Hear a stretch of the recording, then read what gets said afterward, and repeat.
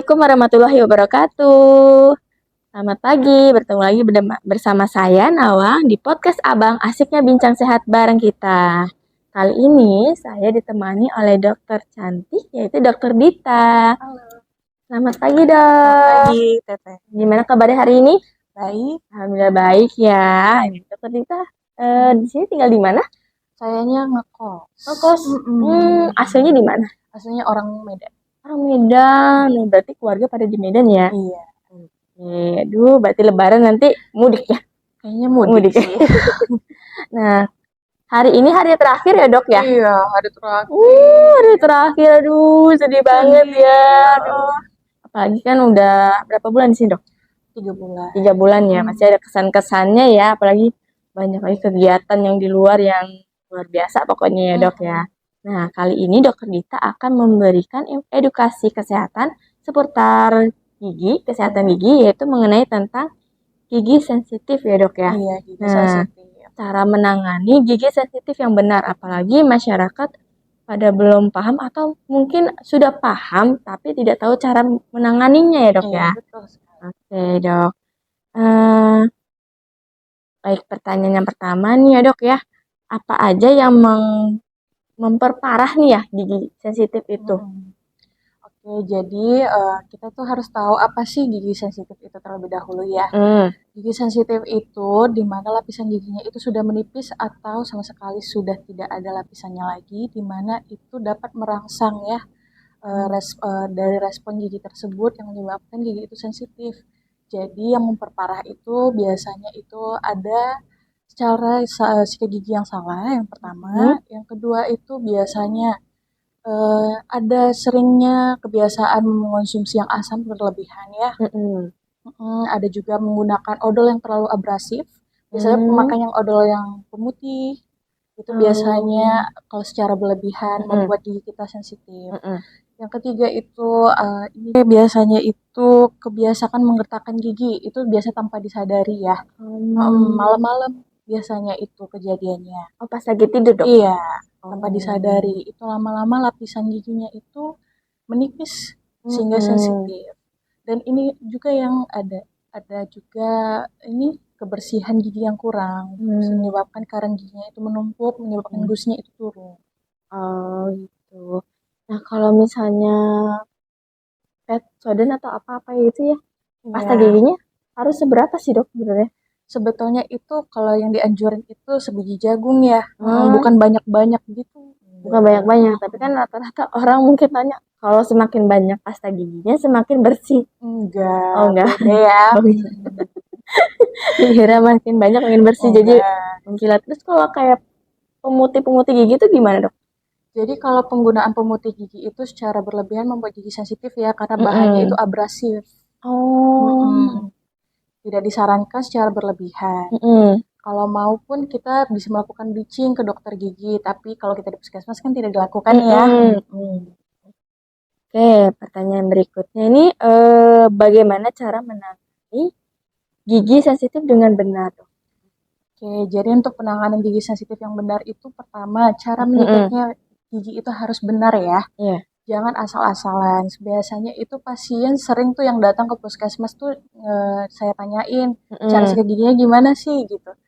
Biasanya itu cuma lurus-lurus aja, Dok. Biasanya keras, yang penting bersih gitu aja kan. Aku bilang ke pasien itu caranya yang salah. Itu buat giginya lebih sensitif dan gusinya bisa turun ya, itu berbahaya. Jadi yang dapat dilakukan oleh pasien itu cara menyikat giginya itu pelan aja. Yang penting dengan bulu sikat yang halus, kepalanya kecil, dari jangkauan itu sampai di belakang giginya. Lalu sikat giginya itu ada sapuan dari arah gusi ke bawah. Jangan lurus-lurus aja.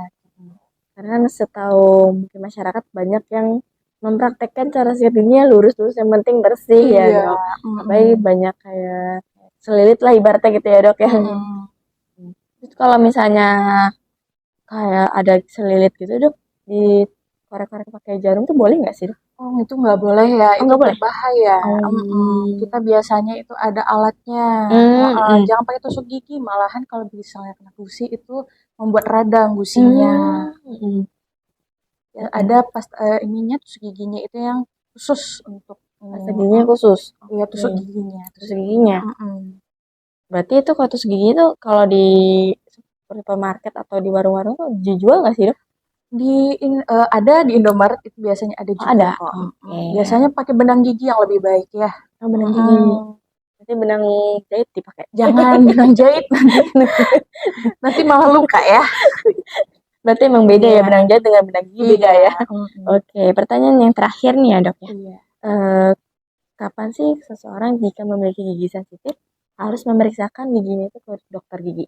Oke, jadi kalau pasien itu boleh datang ya kalau udah ada keluhan, misalnya dalam satu Mm-mm. dua minggu itu sudah terasa sakit yang spontan, Mm-mm. ataupun terkena rangsangan kayak makanan yang terlalu panas atau terlalu dingin, boleh datang ke puskesmas biar kita Mm. lakukan pemeriksaan, kita lihat ini penyebabnya apa, kebiasaan Mm. pasien itu apa yang harus kita kasih tahu untuk tidak dilakukan lagi, Mm. dan kita bisa juga nanti setelah pemeriksaan kita lakukan penambalan juga bisa, Mm-mm. ataupun nanti indikasinya ke perawatan saluran akar.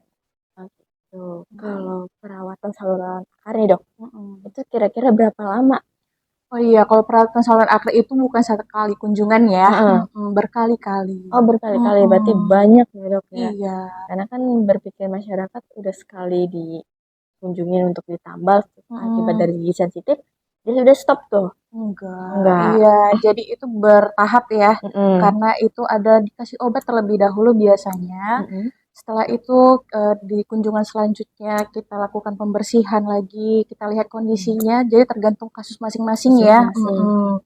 Bisa beberapa tahap jadinya. Oke.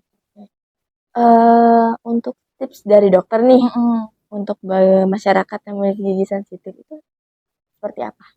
Jadi tipsnya itu kalau saya gunakanlah odol Mm-mm. yang mengandung itu potasium nitrat ya. Itu Mm-mm. biasanya khusus untuk gigi sensitif. Mm-mm. Yang kedua itu cara sikat giginya harus benar terlebih dahulu, Mm-mm. dan jaga kebersihan mulut. Jaga Tetap, bersih mulut. tetap sikat gigi pagi Mm-mm. setelah sarapan, malam sebelum tidur. Dan ini juga ya, pasien itu kontrol lah datang ke puskesmas 6 bulan sekali untuk Oh, dicek.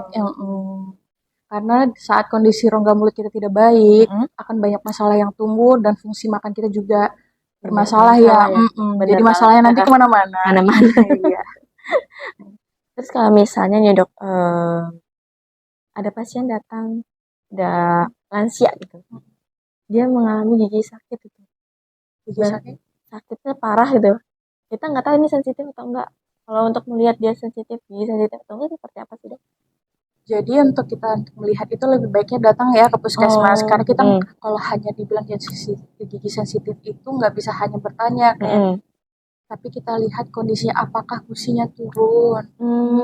Biasanya itu pada pasien lansia itu kan giginya beberapa sudah hilang ya. Jadi itu perlekatan giginya tidak ada lagi pegangannya sesama tetangga giginya. Jadi kemungkinan besar giginya itu turun, gusinya yang turun ya.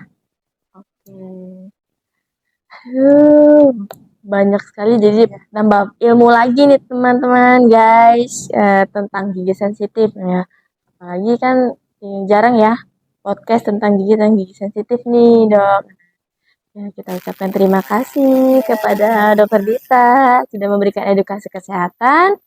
Saya akhiri, saya Nawa, dan wabillahi wabidin walhidayah. Wassalamualaikum warahmatullahi wabarakatuh. Dadah.